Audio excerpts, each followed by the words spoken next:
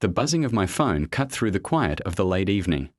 I was sitting in a cramped diner on the edge of town, papers and receipts scattered in front of me, trying to negotiate a loan with a man who barely trusted his own shadow. I had promised Dad I'd figure out a way to bring in some money. Rent was late, bills were piling, and Mom's hospital expenses were stretching us thinner than ever. When I saw the caller ID, Dad, my heart skipped. Something in me already knew it wasn't good news. I picked up, trying to sound steady. "Hello." His voice cracked. "Son, come home. Your mother, she's in the hospital. It's bad." For a moment, the world slowed. The noise of the diner faded into silence. I pressed my hand to my forehead, staring at the greasy table. "Dad, I'm out right now. I'm arranging some money. I'll come. Just hold on, okay? Tell Mom I'm coming." There was silence on the line. Then a sigh. "Don't take too long." I hung up, chest tight, mind racing. Mom had always been the anchor of our home. She was the one who stayed awake when I studied late, who made sure my brother and I had something to eat even when there wasn't much in the kitchen. Now she was lying in a hospital bed, waiting for me. And here I was, chasing money, like it would somehow buy us more time. I sent a quick message to my brother. "Stay with Mom. I'll be there soon. I just need to finish this." The man across the booth leaned forward. "So, do we have a deal or not?" But I couldn't focus. My hands were trembling. My mother's face kept flashing before me, her gentle smile. The way she'd pat my shoulder and say, "Don't worry, son. Everything will work out." For the first time in years, I wasn't sure it would. I was halfway through scribbling numbers on the back of an old receipt when my phone buzzed again. This time, it wasn't Dad calling, it was a message. My hand shook as I picked it up, half expecting reassurance, maybe even an update that Mom had stabilized. But instead, the words on the screen tore straight through me. "She's gone. Don't come. It's too late." I froze. My breath caught in my throat, and the room around me blurred. Gone. My mother. Just like that. I read the message again. Then again, as if maybe the letters would rearrange themselves into something else, anything else. But they didn't. They stayed the same. Cold. Final. The man across from me frowned. "What happened?" I didn't answer. I couldn't. My chest felt hollow, like the air had been sucked out of me. I wanted to run, to scream, to deny what I had just read. Instead, I just sat there, staring at the words. "Don't come." It wasn't just a message. It was a wall. My brother, probably standing at Mom's bedside, had already lived the moment I had been trying to avoid. He had seen her final breath, heard her last words. And me. I was stuck here, in a cheap diner, bargaining with a man for a few $100s that wouldn't change a thing anymore. I pressed my palms into my face. Memories came rushing back. Mom in the kitchen humming while she cooked. Mom waiting by the window whenever I stayed out too late. Mom's voice praying softly at night, whispering my name to God. I thought of the last time I saw her, sitting on the old porch swing, telling me to take care of my brother no matter what. And now, she was gone. The man coughed uncomfortably, sliding the papers back into his folder. "I'll, give you a minute." He stood up and left me alone in the booth. I grabbed my phone, fingers hovering over the screen. I wanted to call Dad. I wanted to hear his voice, to tell him I was sorry, that I should have dropped everything the moment he called. But guilt weighed heavier than courage. What good would it do now? My brother's message replayed in my head. "Don't come." Was that anger in his words? Or grief? Maybe both. Maybe he blamed me, and maybe he was right to. I pushed back from the booth and stumbled outside into the night air. The neon sign of the diner flickered above me, mocking the emptiness I felt inside. The street was quiet, the world carrying on like nothing had happened, while mine had just fallen apart. I sank onto the curb, phone still in my hand. My thumb hovered over Mom's contact, even though I knew she would never answer again. And for the first time since I was a kid, I whispered into the dark, "Mom, please come back." The night was colder than it should have been. I sat there on the curb, head in my hands. as cars passed by without noticing the man whose world had just collapsed. My phone buzzed again. Another message from my brother. Dad's not talking. He just keeps staring at her. Don't come. It's over. I swallowed hard. Don't come. Those two words echoed in my head like a punishment. I wanted to argue, to tell him I needed to be there, that I deserved a chance to say goodbye. But deep down, I knew he was right. I had chosen to stay behind when Dad first called. I had said, I'm arranging money, I'll come later. Later never came. I shoved the phone back into my pocket and leaned against the cold brick wall of the diner. My mind replayed everything I had done in the past few weeks, every delay, every excuse, every time I told myself, tomorrow I'll go see her. Now tomorrow didn't exist anymore. The guilt hit me in waves, crushing, relentless. How could I face Dad? How could I look my brother in the eye? He had been there. He had held her hand when she slipped away. And me. I wasn't even in the same zip code. I thought of the last words Dad had said on the phone. Don't take too long. God, if only I had listened. I pulled out my wallet, staring at the crumpled bills inside. They suddenly felt useless, paper that couldn't buy back a heartbeat, couldn't rewind time, couldn't bring my mother back. What had I been thinking? That money would save her. That somehow my absence would be forgiven if I returned with a few $100 in hand. I felt sick. The streetlights buzzed above me, and somewhere in the distance, a train horn wailed. Life was moving forward, uncaring, merciless. But I was stuck, anchored in the moment my brother's message had arrived. For a second, I thought about just driving home anyway, barging into the house, ignoring my brother's words, standing at the doorway of the living room where Mom's body would be. But the thought of walking in too late, of seeing her lifeless when I could have been there alive, it was unbearable. And maybe that was why my brother told me not to come. Maybe he wanted to spare me that sight. Or maybe he just couldn't stand to see my face. I pulled out my phone one last time and opened the last picture I had of her. She was smiling, holding a plate of food she had cooked just for me, saying, Eat, son. You've been working too hard. I stared at that smile until my eyes blurred with tears. The guilt was suffocating, but beneath it, a promise began to form. If I couldn't be there at the end, then I had to be there for what came after. For Dad. For my brother. For her memory. I wiped my face with the sleeve of my jacket, stood up, and whispered to the night, I'll make this right, Mom. Somehow. The drive back felt endless. Every mile I covered seemed heavier than the last, as if the road itself was punishing me for not leaving sooner. The headlights carved two pale tunnels through the darkness, but all I saw were memories. Mom standing at the front door with a dish towel in her hand, waving when I left for college. Mom sitting at the kitchen table, sipping tea and listening to Dad's stories. Mom laughing softly at one of my stupid jokes. And then, inevitably, the memory of Dad's voice. Don't take too long. The steering wheel was slick with sweat. My hands gripped it like the only thing keeping me from falling apart. The hum of the engine couldn't drown out the storm inside me. I tried to imagine the house without her. It was impossible. Every corner of that place was touched by her presence, the smell of her cooking, the sound of her prayers, the warmth she carried in every smile. Without her, home wouldn't be home. It would just be walls and silence.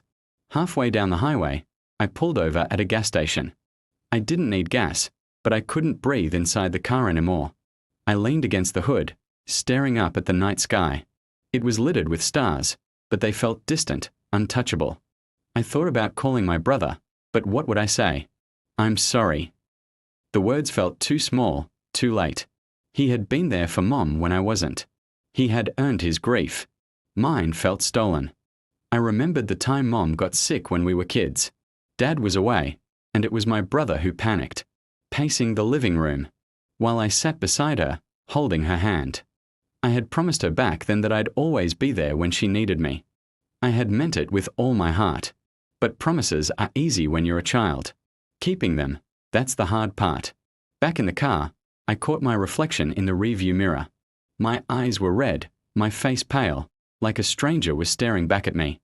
I whispered to him, You failed her. The road stretched on, winding past fields and shuttered stores. Each landmark brought me closer to the house I had been avoiding, the place where grief was waiting with open arms. By the time I turned onto the old familiar street, my chest was tight and my throat ached from holding back tears. The house loomed ahead, its windows glowing dimly against the night. For the first time, I didn't feel like I was coming home. I felt like I was walking into a battlefield, one where I had already lost. I parked across the street and just sat there, staring. The porch light was on. Through the thin curtains, I could see shadows moving. My brother, Dad, maybe some neighbors who had come to offer condolences. But no shadow belonged to her. Taking a deep breath, I opened the car door. The night air was heavy, thick with the weight of everything I had left unsaid. And with trembling steps, I crossed the street toward the house that no longer had a mother in it. The front door creaked as I pushed it open. And for a moment I wished it wouldn't. I wished it would stay shut, keeping me outside, sparing me from the truth that waited within. But it gave way, just like everything else in my life seemed to, and I stepped inside. The living room was dim, lit by a single lamp on the side table. A handful of neighbors sat in hushed silence, their faces solemn, their hands folded. No one spoke louder than a whisper. The smell of strong coffee hung in the air, mingled with the faint, sterile scent that clung to Dad's coat. He must have come straight from the hospital. My eyes landed on him first. Dad sat slouched in his chair, the one Mom always teased him about for being too worn out. His hands rested on his knees, motionless, his gaze fixed somewhere far away. He didn't look up when I entered. Then I saw my brother. He stood near the hallway, shoulders tense, his face pale from exhaustion and grief. When his eyes met mine, a storm brewed between us. There were no words, but everything we hadn't said filled the silence. His anger, my guilt, our shared loss. I opened my mouth, but nothing came out. What apology could fit into a single sentence? What explanation could undo the fact that I wasn't there when Mom needed me? He looked away first, his jaw tight, his hands clenched into fists at his sides. He didn't need to say it. I already knew. I had failed him as much as I had failed her. The neighbors offered quiet nods of sympathy as I passed, but I barely registered them. My legs carried me forward on instinct, down the hallway that suddenly felt too long, too heavy. And then I saw her. Mom lay in the bedroom, her body wrapped in a white sheet, her face calm in a way that made it hard to believe she was gone. She looked like she was only sleeping, ready to wake up and ask if I had eaten yet. But the stillness told the truth. I sank to my knees beside her, my breath ragged, my hands trembling as I reached out but stopped just short of touching her. My chest heaved with the weight of everything I wanted to say. "I'm sorry, Mom," I whispered, my voice breaking that I should have been here. I should have.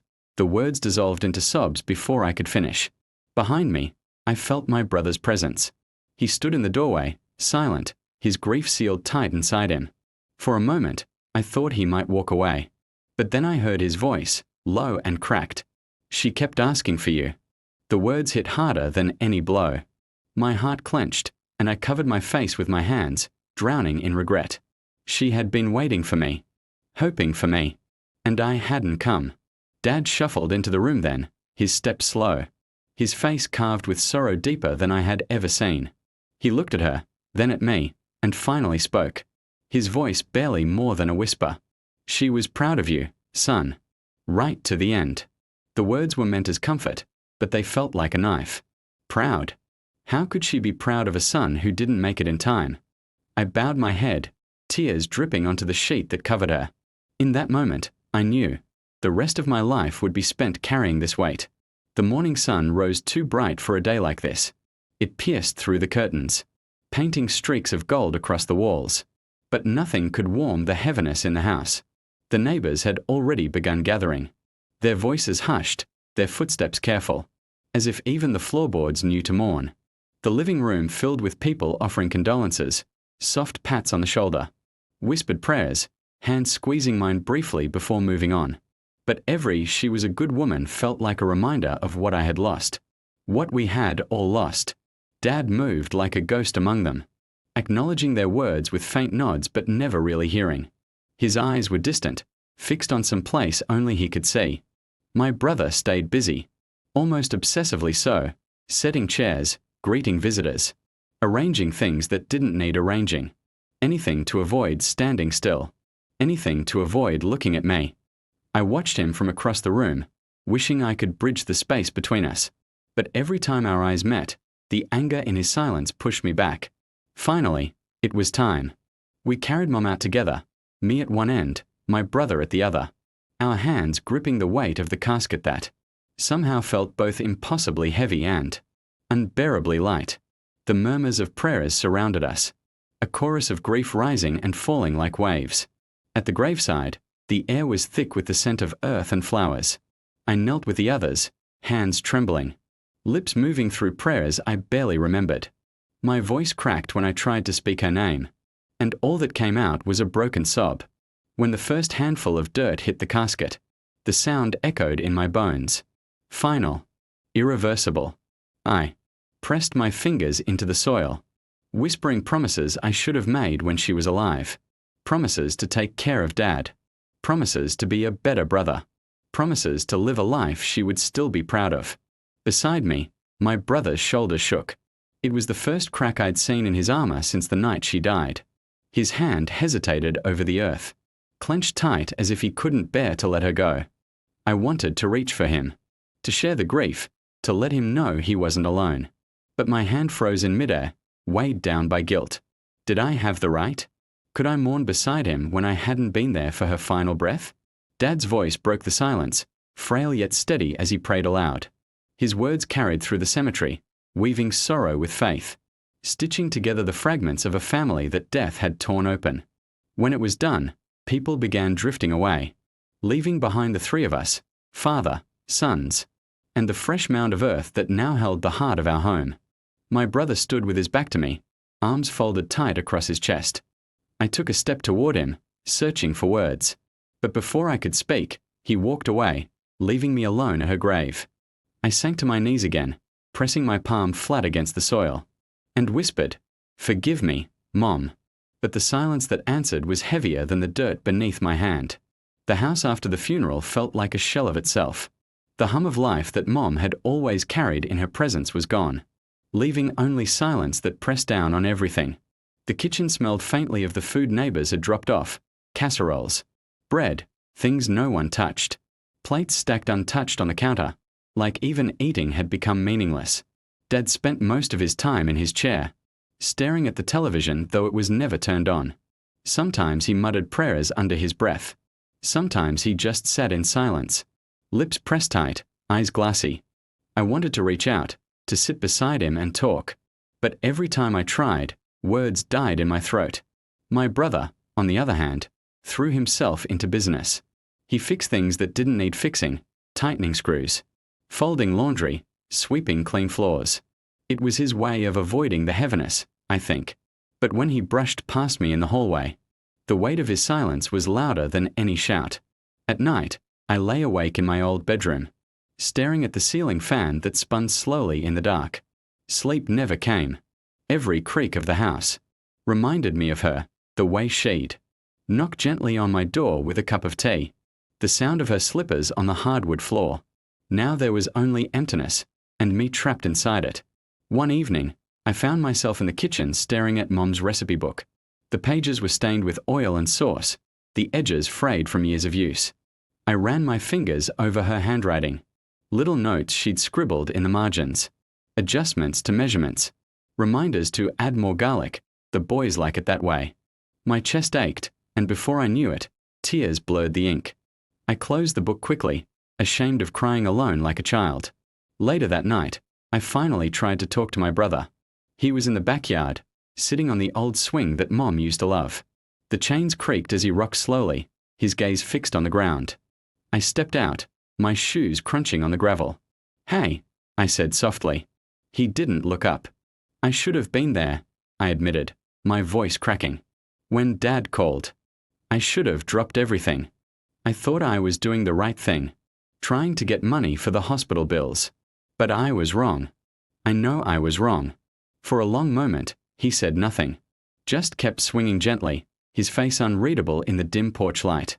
Then finally, he whispered, "She kept asking for you." The words were a knife, sharp and merciless. I wanted to tell him I already knew. That Dad had said the same. That it haunted me every waking moment. But instead, I stood there, my throat tight, because nothing I could say would matter.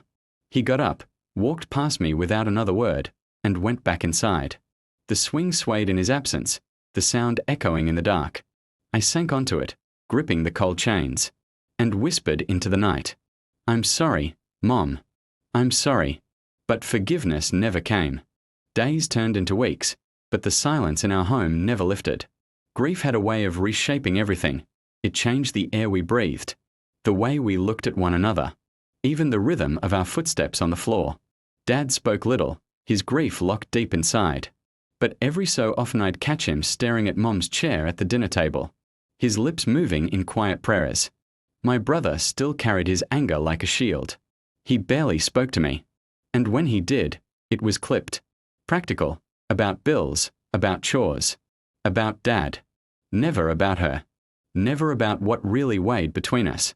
One evening, I found myself in Mom's garden, kneeling beside the roses she had loved so much. The petals were beginning to wilt without her care. I pressed my hand into the soil and felt a strange calm, as if touching something she had once touched was the closest I could come to holding her again.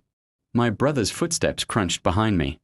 I didn't turn, afraid he'd walk away if I did. But after a pause, he spoke. "You know," he said quietly, "the night she passed, she wasn't scared." I closed my eyes, his words sinking into me. "She just kept saying she wanted to see you. That you'd come." His voice cracked, and for the first time, I heard his pain instead of just his anger. Guilt surged again, but I forced myself to meet his eyes. "I know, and I'll never forgive myself for not being there.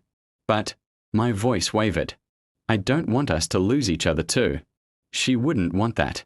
He looked at me for a long moment. Then his shoulders sagged, the fight draining out of him. He sat down beside me in the dirt, staring at the flowers.